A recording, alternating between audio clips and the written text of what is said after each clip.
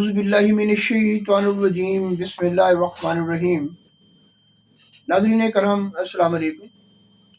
وفاقی دارالحکومت اسلام آباد سے اپنے پروگرام کیپٹل ویوز ٹاک کے ساتھ میں ہوں آپ کا میزبان ایم یعقوب علوی، اور آپ دیکھ رہے ہیں ICV نیوز نیٹ ورک۔ ناظرین کرام، آج کا ہمارا پروگرام، آج کا یہ ویلاگ دلچسپ بھی ہے، خوفناک بھی ہے، اذیت ناک بھی ہے اور عبرتناک بھی ہے۔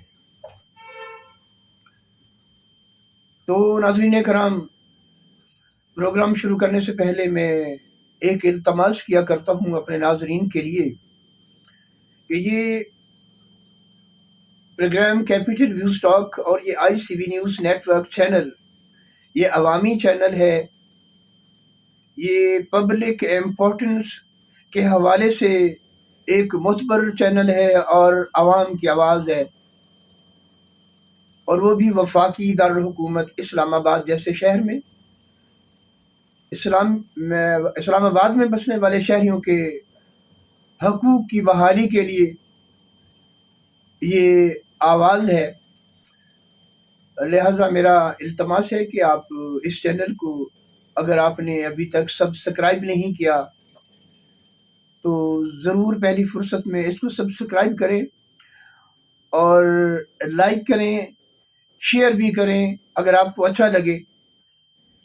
اور دوسری بات یہ ہے کہ جو کومنٹس باکس ہے، یہ اسپیشل ناظرین کرام آپ لوگوں کے لیے ہے، تاکہ آپ پروگرام سننے کے بعد اپنی رائے کا اظہار بھی کریں، اپنے حقوق کی بحالی کے لیے آواز بھی بلند کریں اور میری حوصلہ افزائی بھی کریں، کیونکہ یہ میں پروگرام آپ کے لیے بناتا ہوں، تو آپ کے کومنٹس آپ کے لیے بھی ہیں، میرے لیے بھی ہیں، ہم سب کے لیے، پورے پاکستانیوں کے لیے۔ تو آپ پر یہ واجب ہے، فرض ہے کہ آپ کومنٹس باکس میں اپنی رائے کا احساس، جو بھی آپ کے دل میں آتا ہے، جو بھی آپ کے ذہن میں اس پروگرام کے بعد ایک رد عمل کے طور پر جو چیز کریٹ ہوتی ہے، وہ آپ رائٹ کریں، اسی کو کومنٹس کہتے ہیں، اسی کو اظہار رائے کہتے ہیں، اسی کو اپنے حقوق کی بحالی کے لیے آواز بلند کرنا کہتے ہیں، اور وہی سب کچھ ہے۔ جب تک ہم یہ نہیں کریں گے، ہم اپنی ڈیسٹینیشن تک، منزل مقصود تک نہیں پہنچ سکتے، اپنے حقوق کبھی بھی حاصل نہیں کر سکتے۔ اس چھوٹی سی مثال بھی پیش کرتا ہوں کہ عام طور پر یہ جب لوگ کسی کو کوئی بات سمجھانا چاہتے ہیں تو وہ اس کی اہمیت کو اجاگر کرنے کے لیے وضاحت کے ساتھ کہتے ہیں کہ جب تک بچہ نہیں روتا نا، ماں اس کو دودھ نہیں پلاتی، اور بات بھی سچ ہے۔ یہ میرے مشاہدے میں بھی بات ہے، آپ کے مشاہدے میں بھی بات آئی ہوگی، اور یہ ایک حقیقت ہے، کیونکہ کام کاج کا اتنا بوجھ ہوتا ہے کہ وہ مائیں جو چھوٹے بچوں کی مائیں ہیں، وہ کام کاج بھی کرنا ہوتا ہے اور بچوں کی بھی سنبھالنا ہوتا ہے، تو یہ ایک بڑی واضح اور حقیقت پر مبنی تمثیل ہے۔ تو ناظرین کرام، آتے ہیں اپنے پروگرام کی جانب۔ اس پروگرام میں میں نے آپ کو بتایا کہ یہ دلچسپ ہے۔ دلچسپی کے موضوع پر سب سے پہلے بات کر لیتے ہیں۔ تو ناظرین، آپ موویز دیکھتے ہوں گے، فلمیں دیکھتے ہوں گے، ڈرامے دیکھتے ہوں گے، اور اس کے اندر دو بڑے امپورٹنٹ کردار ہوتے ہیں، ان کی بات کرتے ہیں۔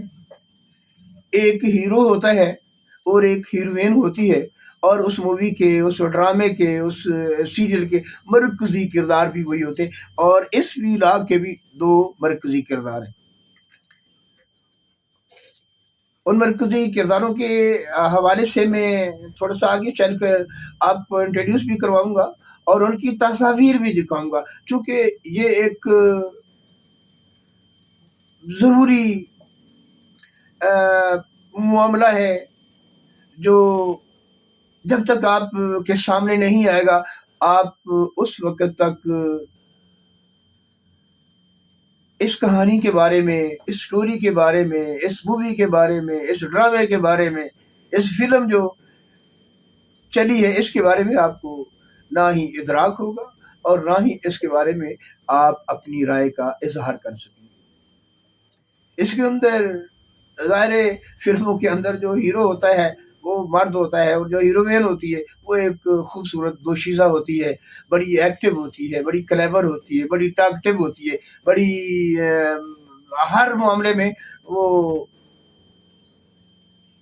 بہت ہی اعلیٰ درجے پر فائز ہوتی ہے، اسی لیے وہ ہیروین کہلواتی ہے۔ اب اس کہانی میں ایک 27 سالہ خوبصورت دوشیزہ کہہ لیں، وہ ایک 67 سالہ بندے کے شہر میں آ جاتی ہے، اور دونوں ایک دوسرے سے عشق فرمانے لگتے ہیں، ایک دوسرے کو پسند کرنے لگتے ہیں، اور ظاہر ہے اس کہانی کا اینڈ جہاں پر ختم ہوتا ہے آپ سمجھ چکے ہوں گے، وہ پھر کیا کرتے ہیں، شادی کر لیتے ہیں۔ اب اس شادی کا فرق دیکھ لیں آپ، 27 سال اور 67 سال، پورے 40 سال کا اس کے اندر فرق ہے۔ لیکن کہتے ہیں نا عشق اندھا ہوتا ہے، عشق اندھا ہوتا ہے، وہ نہ عمر کو دیکھتا ہے نہ ذات پات کو دیکھتا ہے، بس ہوتا ہے تو ہو جاتا ہے۔ اس کہانی کے اندر بھی ایسا ہو گیا ہے، عشق ہوا اور ہو گیا۔ اب آگے کیا ہوتا ہے؟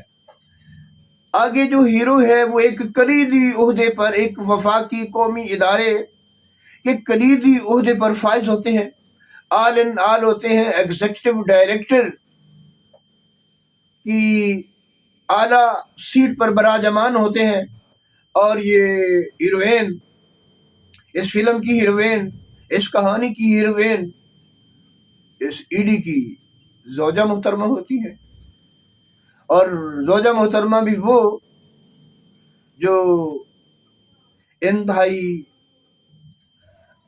عشق کی بنیاد پر ایک دوسرے سے شادی کرتے ہیں۔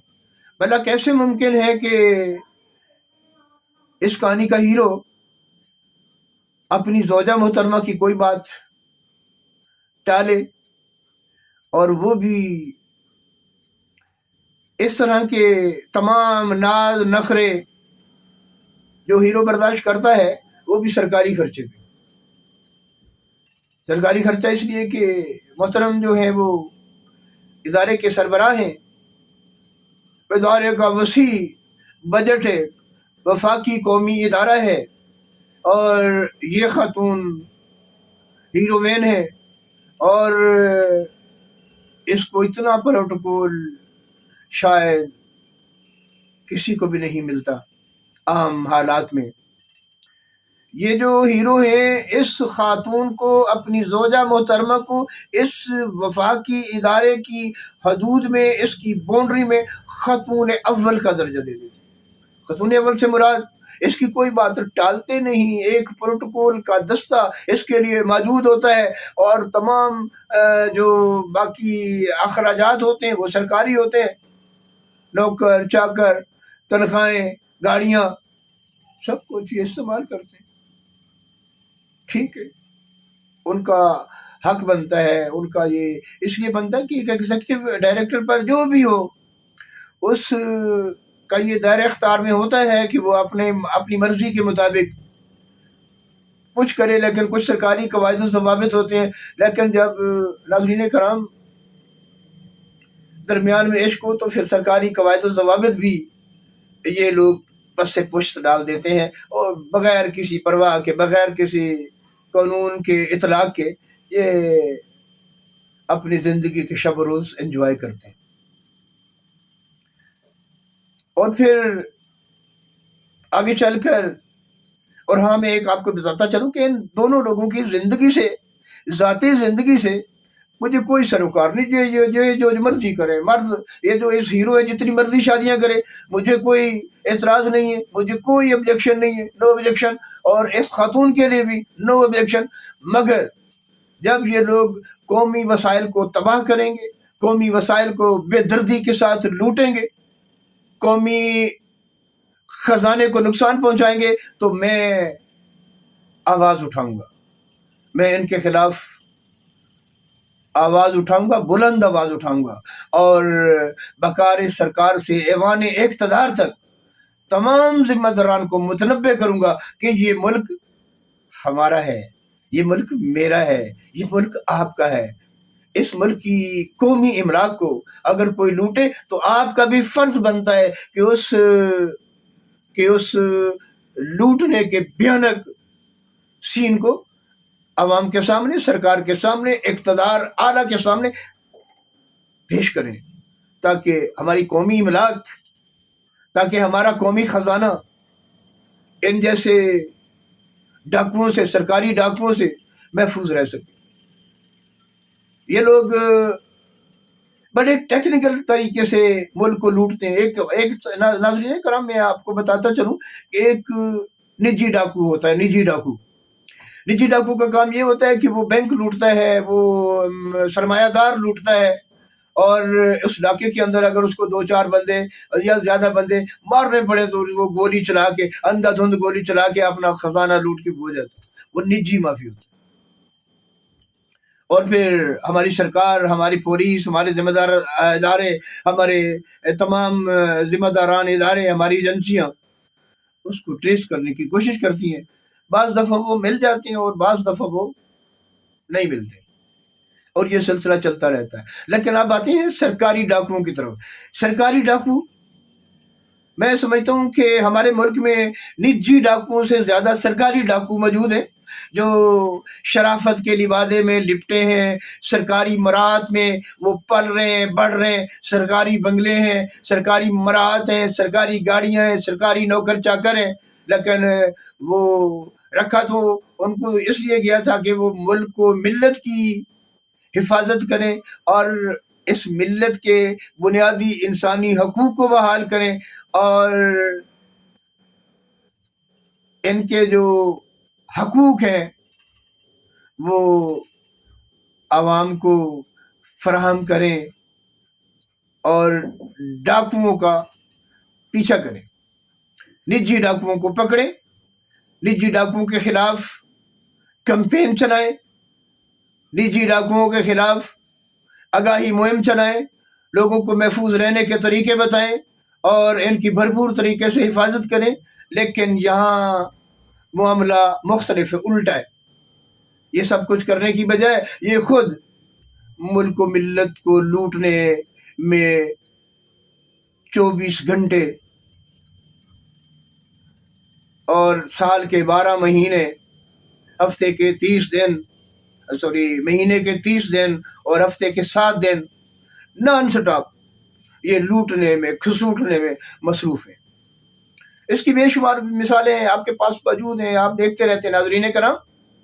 اور کچھ تو خزانہ لوٹ کے وہ، میری بات سمجھ گئے، وہ جہازوں پہ بیٹھے اور یہاں نہیں، اس کو دیار غیر میں منتقل کر دیتے۔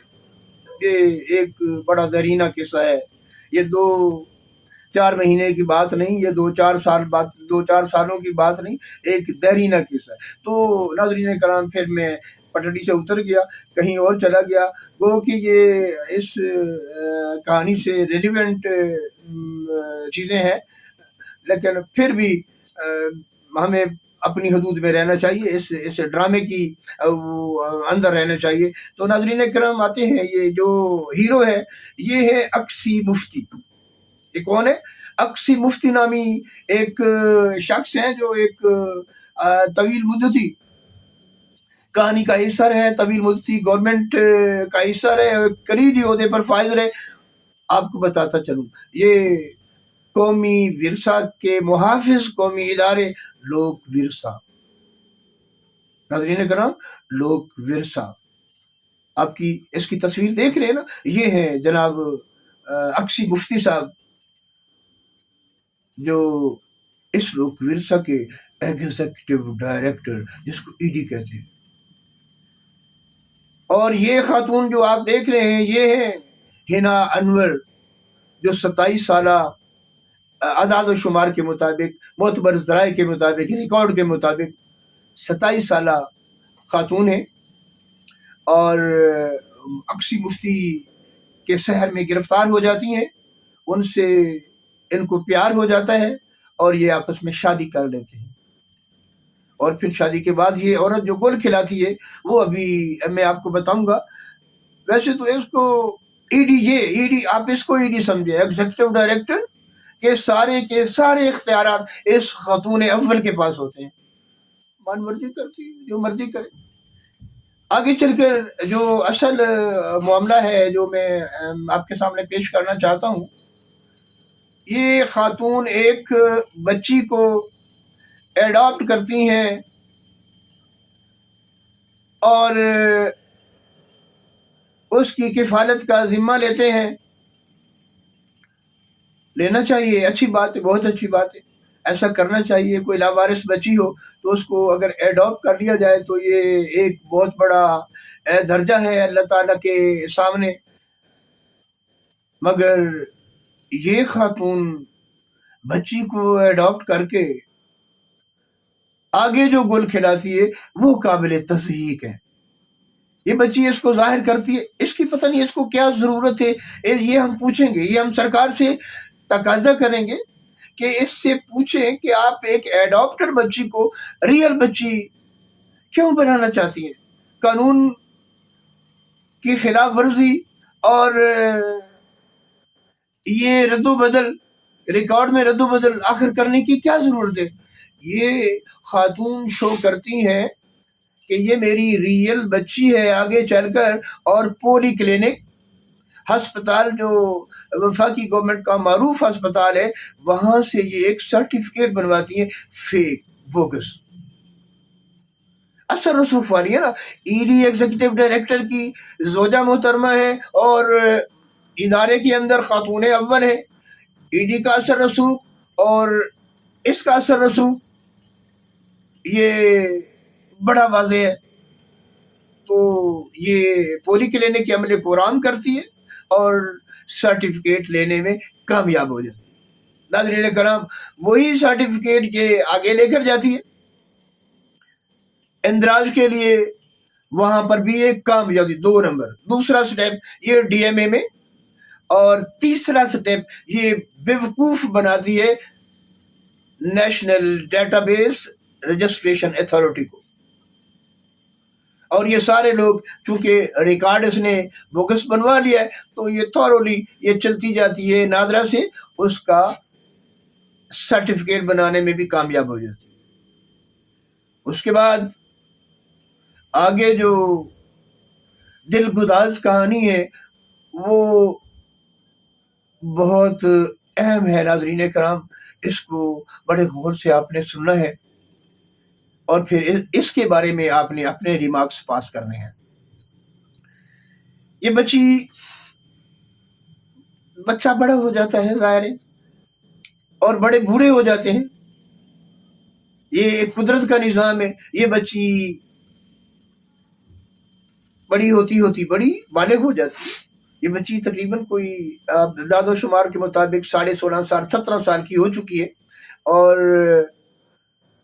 رمضان آنے والے رمضان میں بھی یہ 18 سال کی ہو جائے۔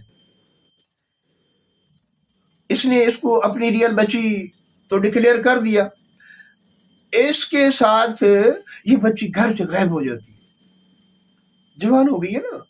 اور جس قسم کا ہمارا ماحول چل رہا ہے، آپ یہ موویز، یہ ڈرامے، یہ اسلام آباد کا ماحول، یہ کیفے، یہ شیشہ خانے، یہ پارٹیاں اور پتہ نہیں کیا کیا ہے، اور یہ محترمہ بھی لوک ورثہ میں میڈیا سیل کی ڈپٹی ڈائریکٹر کہلواتی ہیں، اور اس میڈیا سیل کی ڈپٹی ڈائریکٹر کا کام بھی کچھ اس طرح سے ہے کہ یہ جو ہماری لوک ورثہ کے اندر یہ ساری چیزیں آ جاتی ہیں، انہیں کو مینیج کرتی ہے۔ کیونکہ بچی کو بھی اس چیز کا پتہ ہے، اس چیز کی تربیت ہے کہ یہ لوک ورثہ کے اندر ورثہ کے حوالے سے کون کون سے پروگرامز ہوتے ہیں اور کون کون سے پروگرامز ہم نے انجوائے کرنے ہیں، اس کو بڑا اچھا طریقے سے پتہ ہے۔ اب بچی غائب ہو جاتی ہے تو اس کے بعد ہونا تو یہ چاہیے کہ فی الفور اس کا اندراج گمشدگی کا، اس کے غائب ہونے کا، اس کے اغوا ہونے کا، یا جو بھی صورتحال ہے وہ والدین بہتر جانتے ہیں، وہ تھانے میں اندراج کروا دیں. لیکن ناظرین کوئی اندراج نہیں کرواتے، اور بچی کی برآمدگی پر وہ تھانے پہنچتے ہیں، اپنے علاقے کے تھانے G9 کراچی کمپنی، وہ پہنچتے ہیں اور اپنا اثر رسوخ استعمال کرتے ہوئے یہ ڈکلیئر کرتے ہیں، خود نہیں جاتے. یہ بھی کوئی عثمان نام کا بندہ ہے جو ریکارڈ کے اندر موجود ہے، اس کی رپورٹ بناتے ہیں SI ساجد صاحب، اور SHO صاحب اس کو پاس کرتے ہیں. اور پھر علاقے کی جو مجسٹریٹ ہیں درجہ اول کی معین حسن، وہ اس فیک بوگس رپورٹ کو آرڈر کرتی ہے کہ اس بچی کو حوالے کے دعویٰ کرتے ہیں کہ یہ ہماری حقیقی بچی ہے اور یہ ہمارے حوالے کی جائے. اور وہ بغیر کسی قاعدہ قانون کے، بغیر کسی انویسٹیگیشن کے، بغیر کسی اس کے رپورٹ بنائے، اس کی آمد کی گمشدگی کی رپورٹ بنائے، وہ سگنیچر کرتے، اس کے پاس اختیار ہے، وہ کر سکتی ہیں، اس کے پاس اختیار ہے، وہ اس کو گھر بھیج سکتی ہے. مگر گھر بھیجنے سے پہلے تحقیقات کرنا کہ یہ بچی کون ہے، وہ بھی ان کی ذمہ داری بنتی ہے. قواعد و ضوابط کے مطابق ان کو یہ بھی اگر اس نے دعویٰ کیا ہے اس کی ریئل ماں کا، تو اس نے اپنے آپ کو اس کا ریئل ماں پروف کیا، اور پروف کرتے ہوئے کیا یہ ڈاکومنٹس جو اس نے پیش کیے وہ فیک ہیں. اس کے بارے میں انتظامیہ کو پتہ چلا، یہ معین حسن صاحبہ کو پتہ چلا کہ یہ تو ڈاکومنٹس ہی فیک ہے. وہ کہتی ہے میری ریئل ماں ہے، تو یہ واقعی کیا ریئل ماں تھی؟ ریئل ماں تو نہیں تھی. تو اس سے کیا ثابت ہوا کہ یہ نااہلی ہے، غفلت ہے، یا پھر ملی بھگت ہے. خیر بچی چلی گئی، اور اس کے بعد یہ پنڈورا باکس جب کھلا تو اب وہ انویسٹیگیشن میں آ چکے ہیں. اس کی انویسٹیگیشن ہو رہی ہے اور ہوگی. یہ میں اپنے پروگرام کیپٹل ٹاک کی وساطت سے اسلام آباد کے جناب IG صاحب کو مخاطب کرتے ہوئے یہ مطالبہ کرتا ہوں کہ اس بچی کی بارے میں مکمل تحقیقات کروائی جائیں، اور تحقیقات کے بعد قانون کی باضابطہ کارروائی عمل میں لائی جائے.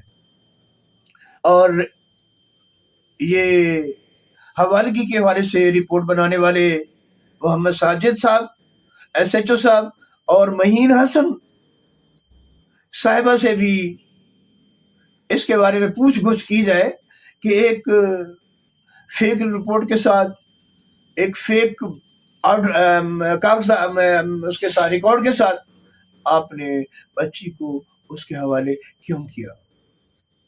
کیا بچی وہاں محفوظ ہے؟ وہ گھر سے نکلی ہے، کیوں نکلی؟ وہ گھر سے غائب رہی، اس نے جتنا اس کے غائب ہونے کا دورانیہ تھا وہ تو ایک رات بتا رہے ہیں، 24 گھنٹے بتا رہے ہیں، لیکن یہ تحقیقات سے پتہ چلا کہ وہ اصل دورانیہ کتنا ہے. یہ تحقیقات کروائی جائے، اور پھر یہ سامنے لایا جائے جو پولیس کا فرض بنتا ہے کہ اس بچی کو کہاں سے برآمد کیا گیا اور یہ کس حالت میں تھی، اور اس کو کن حالات میں یہ گمشدگی کا دورانیہ فیس کرنا پڑا. اس کو کسی نے اغوا کیا، کسی نے بہلایا اپنی باتوں میں، یا یہ خود اپنی مرضی سے گھر سے غائب ہوئی؟ یہ بہت سارے سوالات ہیں. اس کے پیچھے کیا محرکات ہیں وہ رپورٹ سامنے آنی چاہیے. یہ پولیس کی ذمہ داری بنتی ہے، مگر پولیس نے اپنی ذمہ داری کو پس پشت ڈالتے ہوئے یہ معاملہ نپٹا دیا. اور ہمارے تھانوں میں، وفاقی دارالحکومت اسلام آباد سمیت پاکستان بھر کے تھانوں میں ایسا ہو رہا ہے. یہ پولیس کی ناقص کارکردگی کا منہ بولتا ثبوت ہے. اس کے بارے میں دوبارہ IG صاحب کو التماس کروں گا کہ اس کے بارے میں تحقیقات کا فوری حکم دیں۔ اور ناظرین کرام، یہ جو خاتون، یہ ایک منٹ میں آپ کو بتاتا چلوں کہ یہ خاتون صرف بچی کے فیک ڈاکومنٹس بنانے میں کامیاب نہیں ہوئی، اس کے کارنامے یہ بھی ہے کہ میرا خیال ہے ناظرین کرام پروگرام ذرا لمبا ہو جائے گا، پہلے بھی دورانیے سے ٹائم ایکسیس کر چکا ہے، تو اگلی کہانی میں اس کو بتاؤں گا۔ تھوڑا سا میں ہنٹس بتا دوں کہ اس نے اس کے علاوہ بھی بہت سارے فیک کاغذات بنوا رکھے ہیں جن کے ذریعے اس کی کارستانیاں قابل تصدیق ہیں، اور اس کی انویسٹیگیشن، اس خاتون کی اس میں انویسٹیگیشن بہت ضروری ہے، اور جو قومی خزانے کو لوٹ کھسوٹ کا سلسلہ ہے وہ علیحدہ ہے۔ مجھے امید ہے ناظرین کرام اس پروگرام میں آپ اپنے کمنٹس کا ضرور اظہار کریں گے، اور میں اس کو کنٹینیو کرتے ہوئے اگلے پروگرام میں اس کی قابل تصدیق کارستانیوں کے بارے میں آپ کو آگاہ کروں گا۔ جب تک کے لیے اپنے میزبان ایم یعقوب علوی کو اجازت دیجیے۔ اللہ حافظ۔